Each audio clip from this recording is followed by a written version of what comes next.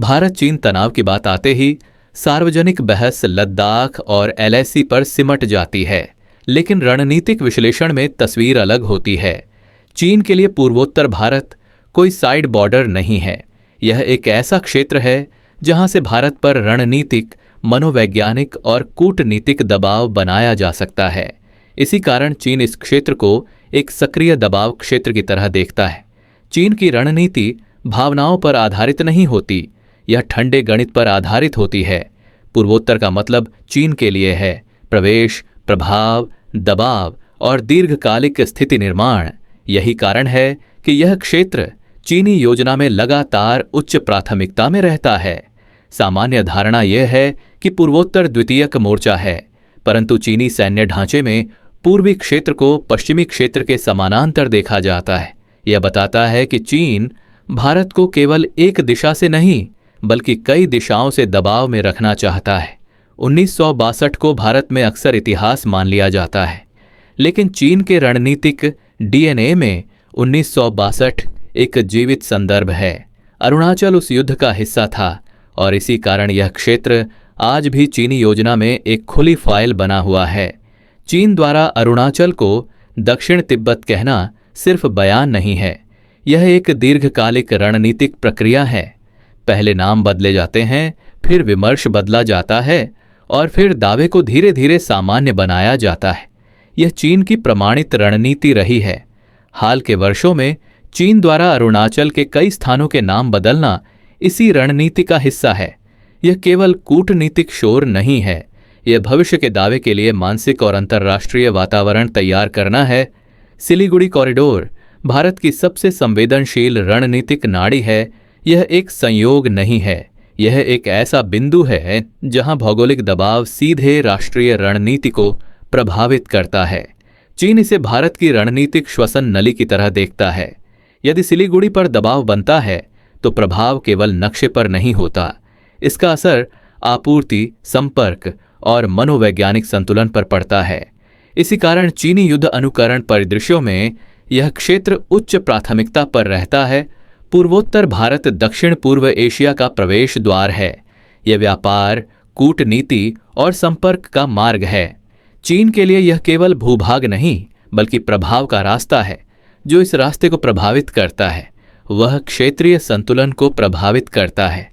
चीन की belt and road पहल क्षेत्रीय शक्ति संरचना को बदलने का साधन है। पूर्वोत्तर इस नेटवर्क के बीच एक रणनीतिक बाधा भी है और एक संभावित दबाव क्षेत्र भी। इसी कारण यह चीन की दीर्घकालिक योजना में रहता है। चीन की सिविल मिलिट्री फ्यूजन नीति अवसंरचना को दोहरे उपयोग का साधन बनाती है। जो सड़क और पुल दिखते हैं वे सैन्य गतिशीलता भी बढ़ाते हैं। पूर्वोत्तर इस दोहरे उपयोग के लिए रणनीतिक रूप से उपयुक्त क्षेत्र है। पर्वतीय युद्ध में लॉजिस्टिक्स निर्णायक भूमिका निभाती है। पूर्वोत्तर का भूगोल आपूर्ति श्रृंखला को स्वाभाविक रूप से कठिन बनाता है। चीन इस कठिनाई को रणनीतिक अवसर के रूप में भी देखता है। चीन द्वारा सीमा क्षेत्रों के पास मॉडल गांव और बुनियादी ढांचा बनाना केवल विकास परियोजना नहीं है, यह स्थायी उपस्थिति और दीर्घकालिक दबाव रणनीति का हिस्सा है। उपग्रह निगरानी और खुफिया प्रणालियां पूर्वोत्तर क्षेत्र की लगातार रणनीतिक निगरानी करती हैं। यह केवल जानकारी नहीं, भविष्य की योजना के लिए डेटा संग्रह है।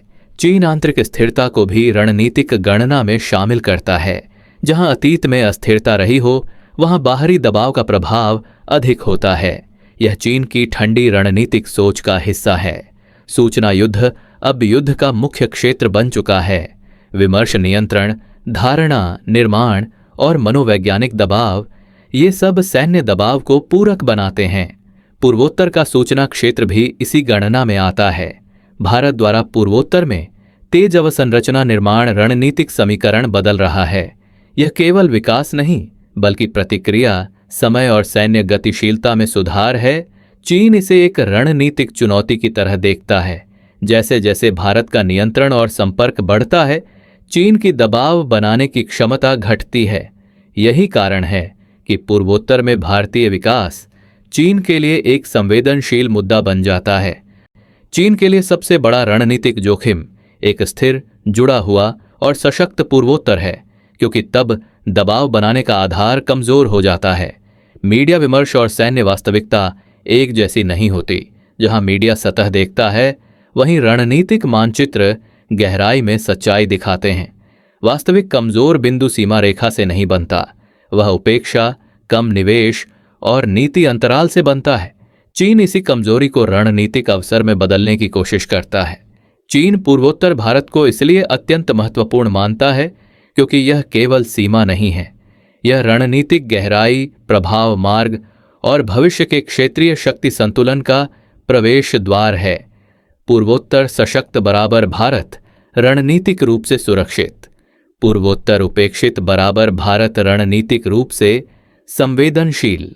इसी समीकरण को चीन समझता है और इसी कारण पूर्वोत्तर भारत चीन की रणनीतिक प्राथमिकताओं में लगातार शीर्ष पर बना रहता है।